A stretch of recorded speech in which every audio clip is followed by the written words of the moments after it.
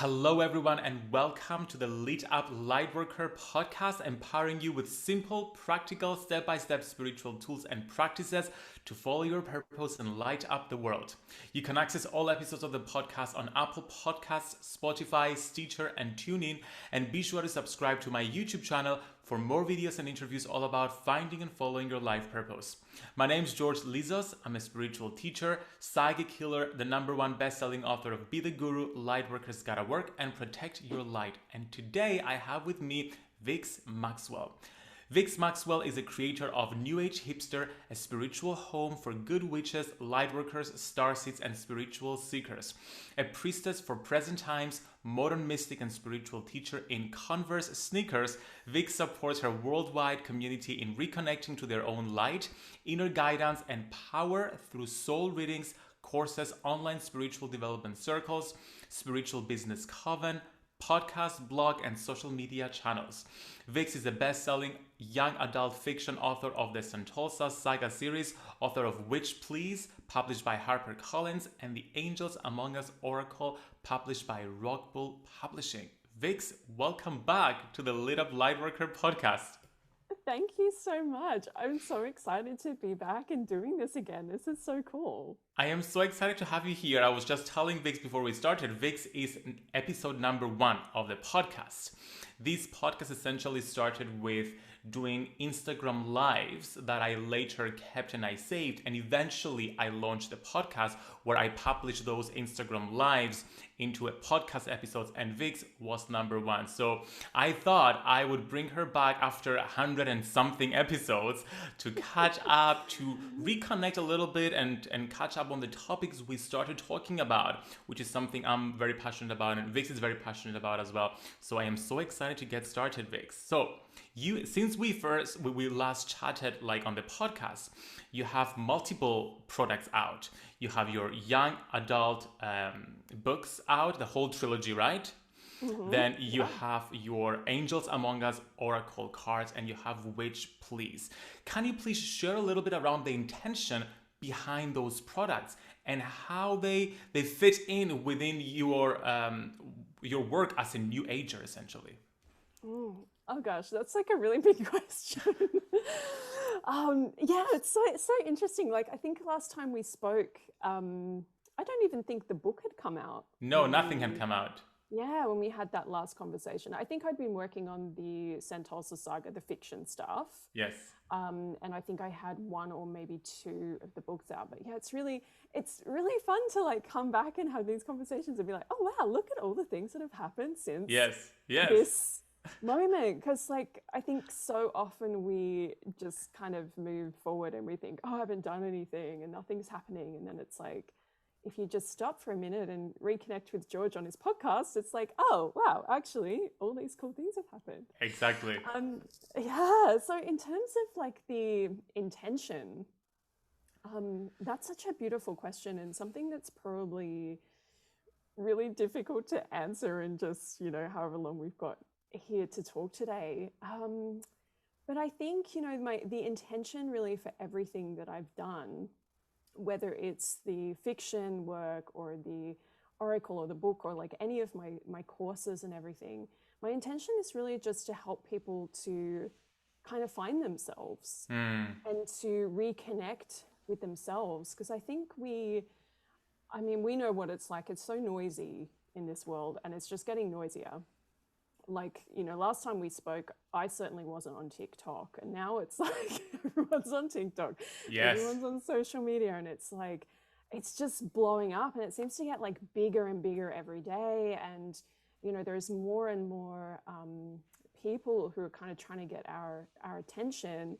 And not just that, but in the spiritual community, like Witch Talk and Witches of Instagram and everything. There's so many people on there who are sharing their experiences, which I think is a really beautiful, wonderful thing, especially as, we've been persecuted for so long. It's like amazing that now you can just go on this platform and be like, here's a spell for this thing, which is really great. But at the same time, there's so many people out there that are kind of giving you information that it can sometimes feel like oh, but what's really my path, and what do I really believe in, and how can I kind of work it out for myself rather than just absorb everything that everybody's saying to you. So the intention very much with the Witch Please book is, it's not it's not another witchy book that's like, here's all the spells, here's all the things that you have to do. If you follow this formula, you will find love, or if you do this correctly, you will hear the voice of your angels, or whatever. It's like, hey, these are the things that have worked for me. These are some things for you to try, and just kind of go to that space where you can get quiet with yourself, and you can decide, try this spell. If it works for you, great. If it doesn't, think about what you want and make it your own. Like, kind of, I want to encourage people to, and I know so much of your work is about this too, George, where it's like, we're not here to be the guru or to just hand over, like, here's a book that will tell you everything you need to know. It's like, that's not really what this path is about. It's really about reconnecting with yourself and finding what you believe in, what works for you in your life. So that's what I really tried to do with the book. And then I think the intention with the Angels Among Us deck is a little bit different, because that was all about, connecting with the gods, the goddesses, your guides, your angels, but doing it in a way where we kind of brought the divine brought them down to earth, and we made all of the angels and the gods and goddesses look like normal people. And the intention there was like, maybe you can see yourself in this deck, and maybe you can see yourself as divine, rather than this kind of I think it's starting to be a little bit old school now, where we're relying on angels and guides to do the work for us. And it's like, Archangel Michael, can you please come and fix this situation for me? Which can work sometimes, and there's a time and a place to do that, I think. But I also think we're kind of in this new age, where it's like, okay, now we have to start to realize that it's within us, and we need to take some responsibility and action and kind of make things happen in our lives. And we, of course, we have our angels and our guides right beside us to help us do that, but we're the ones that have to kind of show up and make it happen.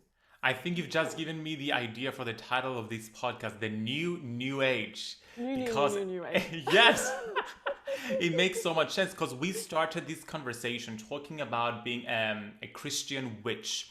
And something that I love about your work is that I always feel accepted. You have your beliefs, but you don't impose them. And the community you created on Facebook, on Instagram, it's a community where everything is accepted, everyone is welcome, which I feel is so refreshing, because even within the New Age community or the spiritual community, I feel there is still a lot of judgment and persecution coming from ourselves, from within our own community. I guess because we've spent so many lifetimes being persecuted, that's all we know. So we end up doing it to one another. So let's revisit a little bit around this persecution of New Agers. And let's define the terms first of all. What is a New Age, and how would you define the New Age? Ooh, okay. Another great question. Oh my goodness. So the term New Age kind of comes from, from the research I've done.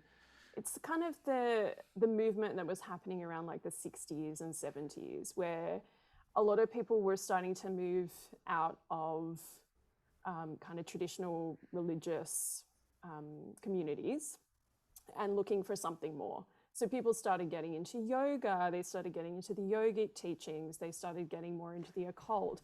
And the New Age was kind of just a way to describe people that were, seeking answers outside of what was kind of, had been the traditional kind of way to do it for so long. So that was kind of the beginning of the New Age movement. And then, of course, as we moved into like the 80s, we also started getting, people like Louise Hay with all of her like affirmations, all these new thought leaders, all of these, there's a whole bunch of amazing things happening in the 80s. People were getting pretty woo-woo. We had, people connecting with ascended masters and sharing all of that, like the kind of ascension teachings. And it all just kind of went into this pot of like, that's the new age, you know, crystals, angels, yoga, you know, like whatever. It's like if people are into a little bit of all of that stuff, they're like the new ages. So that's kind of you know, in a nutshell. And some people Yes. might be like, I'm a new ager and I don't do those things. And that's, you know, okay, that's probably a conversation for another time. Call yourself whatever you want. But the reason that I kind of always liked this term was because I felt like it was this way to describe yourself where you're like, well, I'm not just one thing. I'm interested in lots of different spiritual paths, and I believe that there's something in all of them that I can resonate with. And you know, it's a little bit like a spiritual buffet where you're like, I'm going to do some yoga and I'm going to call on my angels and I'm going to play with crystals. And that's why I've always been drawn to it, because it kind of, you know, it started off as this like, let's do something different. Let's be open to the idea that there's answers everywhere and we can kind of explore the ones that we feel called to in each moment. And how would you define the new age? Is that kind of the evolution of things and how it's all evolved from like the 60s to the 80s to now, etc.? That's a really good question, because I think, you know, I think right now there's like an interesting kind of thing going on where people don't want to be a part of the new age or call it new age because it's, you know, can be associated with some things that people don't resonate with. And you've got, at the moment, there's like been a really big kind of movement towards witchcraft, and people are using the word witch like so much more than they were a few years ago even. And, you know, I think that's part of the reason that I resonated as being new age in the first place, because the word witch made me feel a little uncomfortable for quite a long time. Well, I went through phases with it. When I was in high school, I was like, yeah, I'm a witch. And then I got a bit older and I was like, oh, I don't know about that. And now I'm back and I'm like, hey, yeah, I'm a witch, I'm a light worker, I'm all these things. Like, give me all the labels, I'll take them all. But, you know, other people don't want any labels. Yes. That's totally fine as well. But yeah, I think there's like a little bit of a division at the moment, I think, in the community, where there are people who are quite drawn to the witchy aesthetic. And they want the, you know, the dark witch aesthetic of Instagram. They want the kind of Halloween vibes. Yes. And that sort of witchy thing, which, like, I think that's great, but it's not really me. I think it looks great on other people, but it's like, that's not how, you know, like my altar is like, it's Jesus and it's fairy lights and it's like all these things. And I think that's fine. I think everyone should just do whatever they want. But yeah, it's interesting. Like, I know, you know, so many times I've been in conversations online where, you know, I've been called out for being a light worker, or calling myself a good witch, or saying I'm in the new age or whatever. And people, you know, have kind of made judgments about me and who I am and what my beliefs are just because of these terms that I use. There's a little bit of a like shadow work versus light work debate, which I'm sure you've seen happening online. And I think that's really interesting, but there can be a lot of judgment from people who really kind of identify with the dark witch and the dark goddess, and they see someone with, you know, unicorns and fairy lights, and they kind of think, oh, you're not doing the work. But actually, we're all doing the work. We're just doing it in our own way. Why do you think there is so much judgment within the New Age community? And I also include the spiritual community. I think, you know, I think it's really interesting because, like, so many of us get out of, like, a lot of us have had, like, religion, you know, we've done religion. Yes. Or we've been in places where we felt really judged, and then we were like, oh, I'm going to go and, you know, find a community where I don't feel judged. But it's like, it's deeply ingrained within us, I think, to like always be wary of somebody who's different to you, right? Like, it's always kind of, we want to kind of, I don't know, it's like we want to open our hearts and we want to be with everybody, but when we see somebody that's a little bit different, we're like, oh, not sure about that person. But I think there's also just this thing that I think we carry with us that's like, oh, but my way is still right. You know, like we leave these communities where we've been told this is the right way to do it. And then we go and find our own way. And then we start to think, well, this way's really worked for me, so this must be the right way. Well, really, it's just the right way for you. And I think we're also in a really weird place right now where it's like nobody's allowed to change their minds. It's like, you know, if I identify as a new ager today, I can't come out tomorrow and call myself a shadow worker because, you know, oh, but, you know, you can't change your mind. You've got to pick one thing and stick with it. But it's really, really interesting times. But I also think that, you know, like you mentioned before, I think that the witch wound is alive and well in all of our communities, unfortunately. And, you know, we're all kind of, we still relive that at times when we're pointing the finger at each other. And, you know, I've seen some of the things I've seen people say about me online feels very much like she's a witch, or she's not a good enough witch, or she's not a witch and she's calling herself a witch.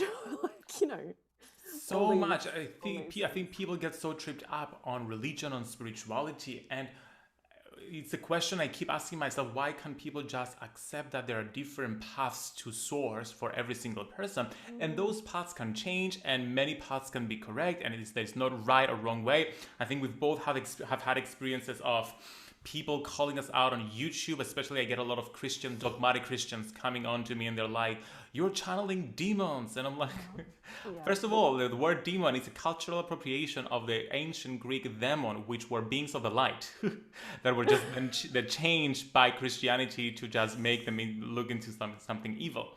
So there's a lot of conflict going on. And I want to talk a little bit about this conflict and between different traditions. Why do you think there is so much conflict around dogmas rather than accepting the blending of religions, the blending of spiritual traditions? Like, for example, you combining Christianity with witchcraft and calling yourself a Christian witch. I don't know if you still identify with this term, but I mean, just like creating our own hybrid kind of spirituality. Why do we like being in groups, in dogmatic groups? I wish I knew the answer to that. But I think like part of what's happening at the moment is we have more access to information than we've ever had before. So even just, you know, when I was kind of first getting into all of this stuff back in the 90s, and that was like kind of a long time ago, but not that long ago, things were really different. Like the people who you knew in your circles were either Christian and they went to church, or they were just kind of nothing, or they were a little bit woo-woo, and that was kind of it. And you know, I remember going to the witchy shops, and I had a few friends who were kind of into witchcraft, and we would share books, and we would, sit, and we had like a coven and all this stuff that we were kind of getting into, but nobody really knew that we were even doing it. Like we were just kind of hanging out at the witchy shop on the weekends and doing some spells together. Whereas now, like everybody knows everybody's business for a start. Yeah. You know, like I didn't go home and say, hey, mum and dad, like I was doing witchcraft today. Like, let's talk about how everyone feels about that. You know, we were just kind of getting on with the thing that we wanted to do. And equally, you know, my friends who went to church, they went to church with their family on the weekend, and you know, they didn't even really talk about it. We had other things that we talked about, but it was like those were the options. You know, if you were looking for a religion or a spiritual path, it was like Christianity or the witchy shop.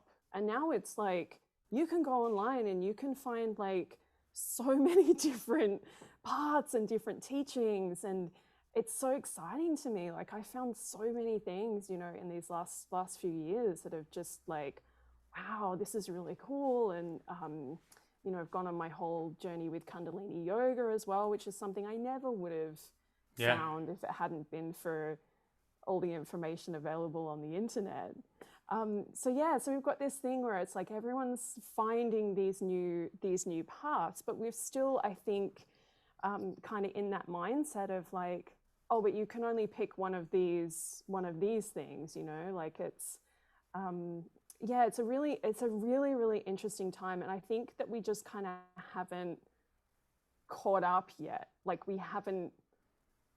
we're kind of like everyone's finding new exciting things, but we haven't like emotionally evolved enough yet to be like, oh, that's cool. Like you do. It sounds like we're like collectively going through a journey of like evolution and trying to figure out like how do we deal with this information and how do we find acceptance and how do we give ourselves permission to change and accept the fact that we're changing. I mean, I know you went through like changes in what you believed in as well, and I certainly did as well. I started being Christian, and then I became a New Ager, and now I transitioned fully to paganism, Greek paganism. So we all have our journey of evolution, and I find it very interesting that whenever I go through something like that, people are like, oh, they see it as something like negative, like, oh, when are you gonna stop like searching like and finding yourself?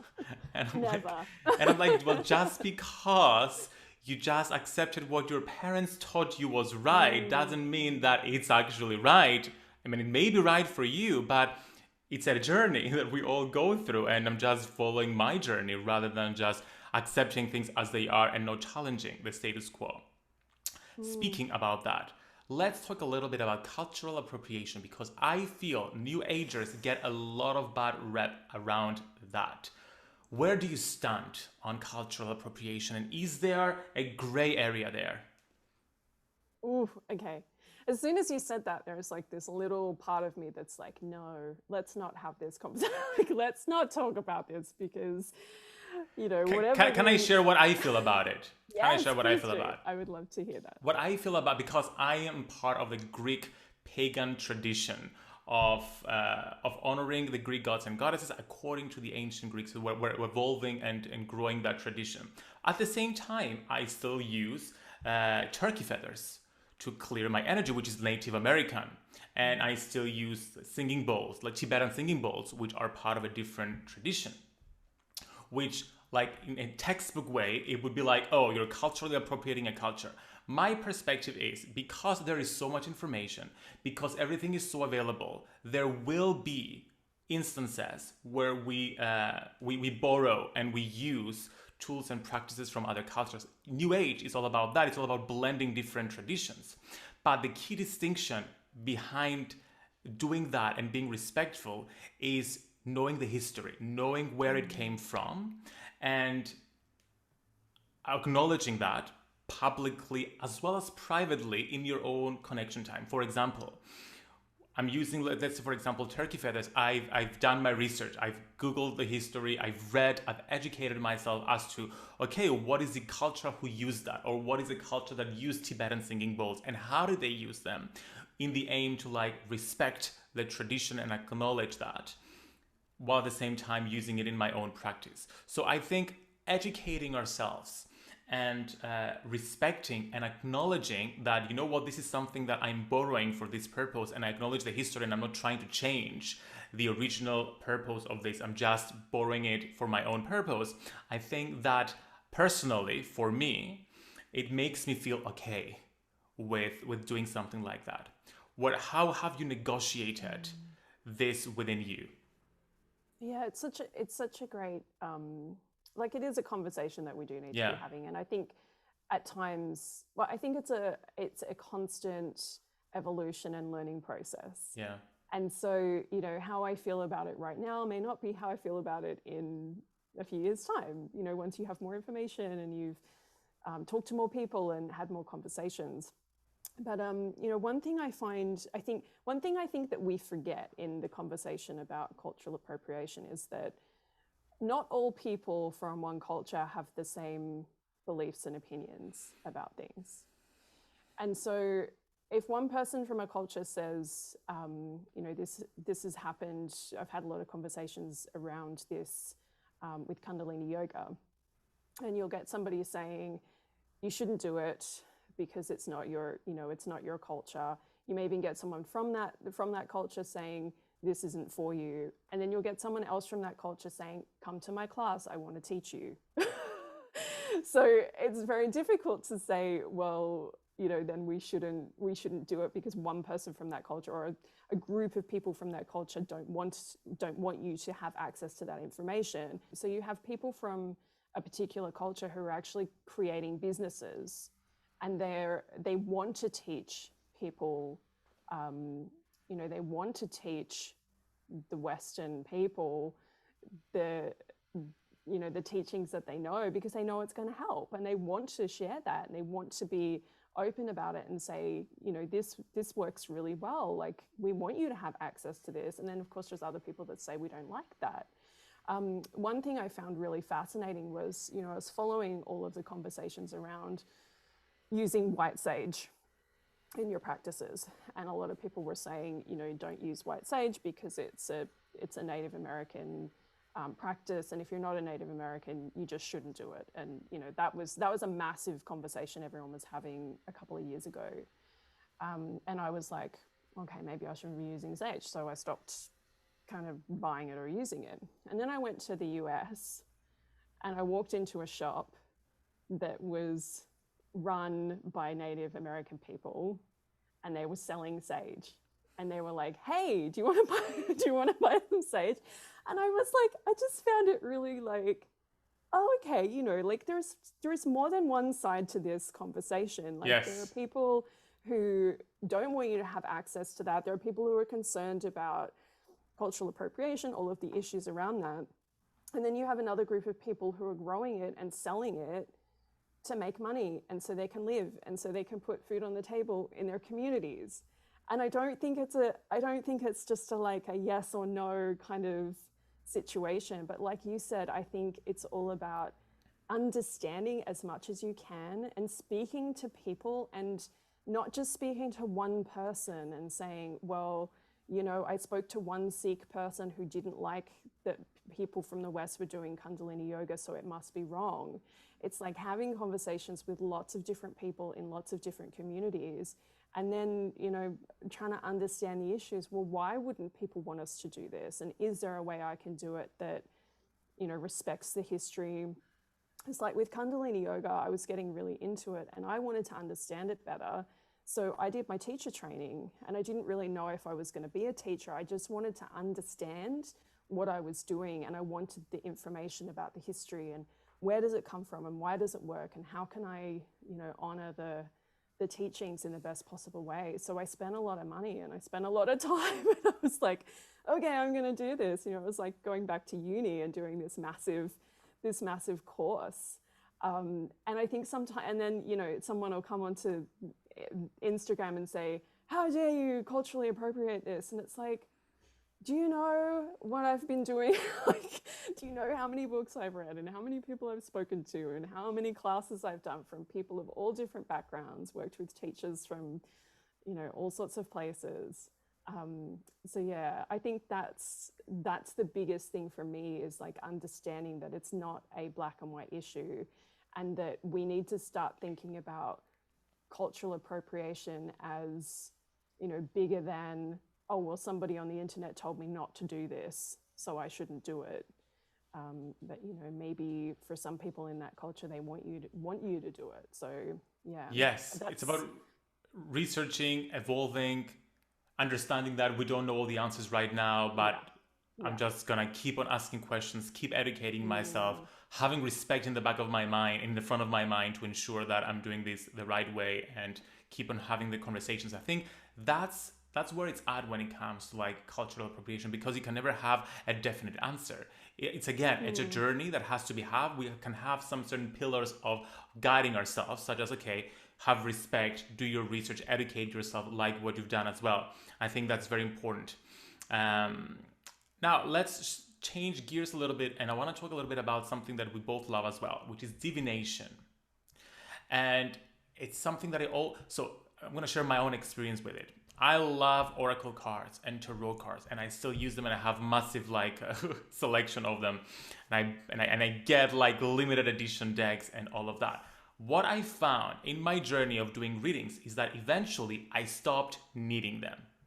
to give readings, because I found myself drawing the cards, not even looking at them, and giving people readings. So eventually it all evolved for me into not needing the cards at all. And now I give readings just like that, which led me to creating Intuition Mastery School, my signature program, which is all about dropping the need for divination cards and oracle cards and tarot cards. So you can give readings like that, you can still use them. And I started getting, in the beginning, like people sort of attacking me or arguing with me, like, oh, what about these cards? And like, are we disrespecting like the people who teach cards? I'm like, no, you can use the cards. I still use the cards because they're fun.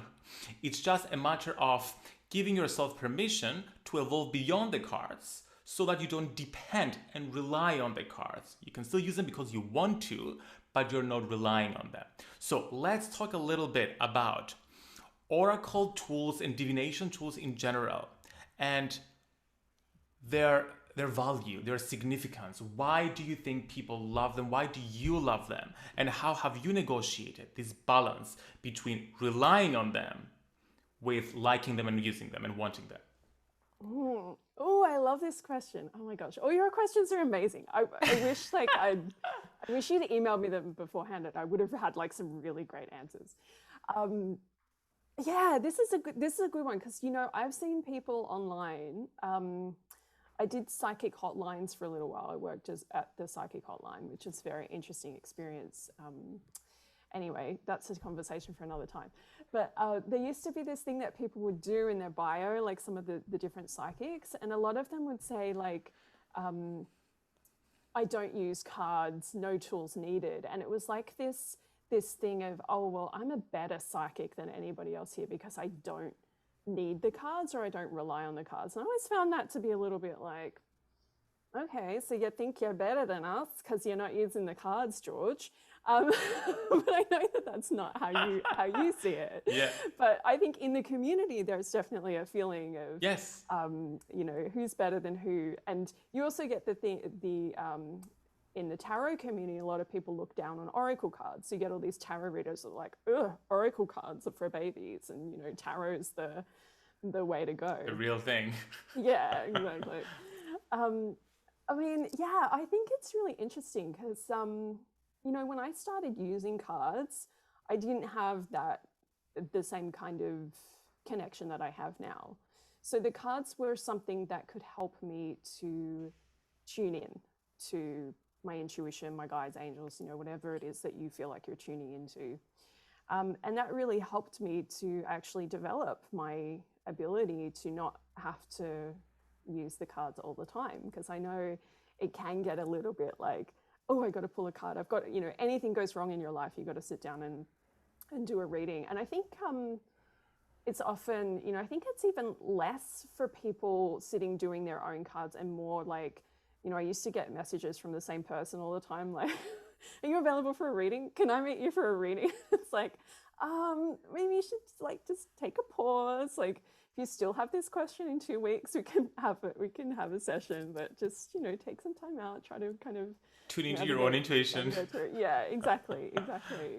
But yeah, I think I always think of the cards, whether it's tarot or oracle, I think of them as kind of like a phone line, like a way to get in. If you want to talk to your guides or angels or intuition and you have a phone number to call them, that can be really helpful. And so I always think about the cards as like, I'm picking up the deck and I'm setting the intention, okay, I'm giving you a call and hopefully you're there and let's have a chat, and you're pulling the cards and it's like you're having a conversation with whoever, whatever it is that you're having that conversation with. And the more that you do that, the more you realize that, there's different ways in. There's not just the landline that is your oracle deck. There's the Wi-Fi that is your crystals, or there's the email, which is, meditation, or, there's all these different ways that you can get in. But, for me, like, cards have kind of become so much more than just like I've got a question and I need an answer. Now they're kind of, I have a real kind of devotional practice with my oracle cards. I've got like a bunch of decks sitting at my altar, and in the morning I sit down and I do my meditation. I check in with myself. I do some yoga and all these other things, and then I pull a card, and it's more of like a ritual devotional practice to just kind of honor the connection I have with my guides and angels, rather than like a desperate need for them to tell me something, you know. Yes. It's like, let's sit down and connect. And this is just like, you know, a ritual that you can do that can help you do that. Do you have to use cards? No. Does everybody have to use cards? No, absolutely not.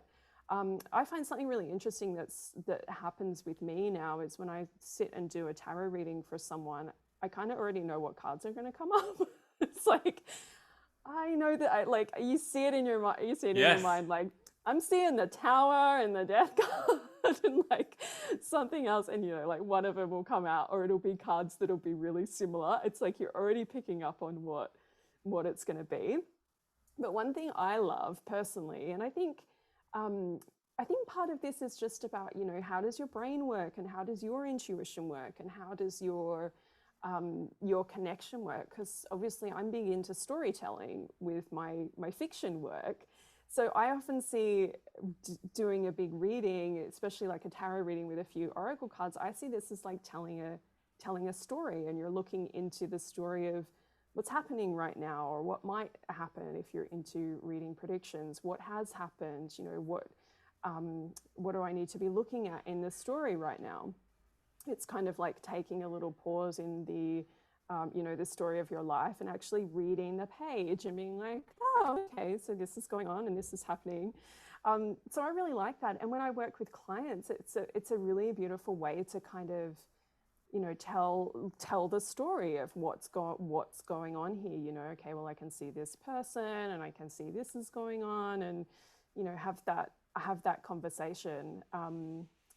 I like it with clients because I feel like it gives you a buffer as well between you and them. And it's like, you know, sometimes you'll pull the Tower card and they'll be like, oh my goodness, like, what is this? And then you can sit and you can have a chat and you can say, well, how does this make you feel? For me, it's almost like a lot of psychologists use the tarot because of all the archetypes that are in there, all the symbolism that's in there. And I really like that. Like, for me, that's, it's really fascinating and fun. And I love like sitting there with someone and being like, well, what do you see in the Tower?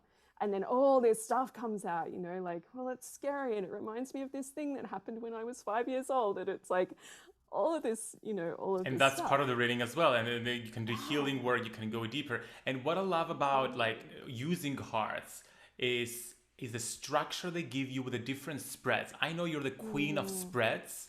Like sometimes when I want something like need specific guidance on something, I will go into your profile on Instagram and scroll down. Let's see what kind of spread Vix has about this, and then I find something, and they're very helpful because they direct the energy. So thank you so much for sharing this and expanding our perspective on tarot cards and oracle cards. Oh my goodness, I feel like we can keep on chatting for hours, and I'll definitely have you back for like part 3 of this conversation to talk about the new age. I would love that. And like another 100 episodes, we can catch up again and see where we're at. That's gonna be so much fun. Vix, thank you so much for coming onto the podcast again.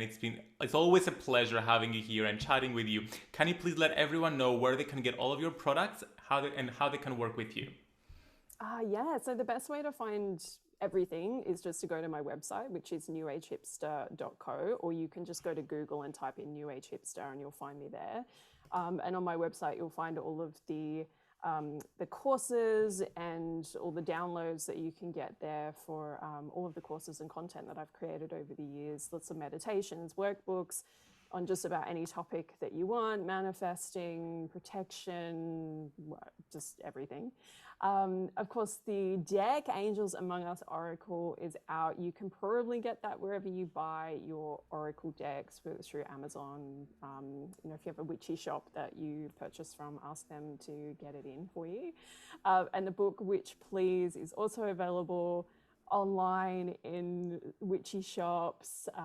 It's also available in Watkins, I believe, and Waterstones in the UK. Yes. And the fiction books, if you're interested in some witchy woo-woo fiction stories that are very high vibe, time traveling, lots of fun, they're available pretty much everywhere online as well, but Amazon is probably where you get the best deal for those. And of course, all the links will be available in the show notes below. Vix, thank you so much for coming on the podcast. Thank you. This is so fun.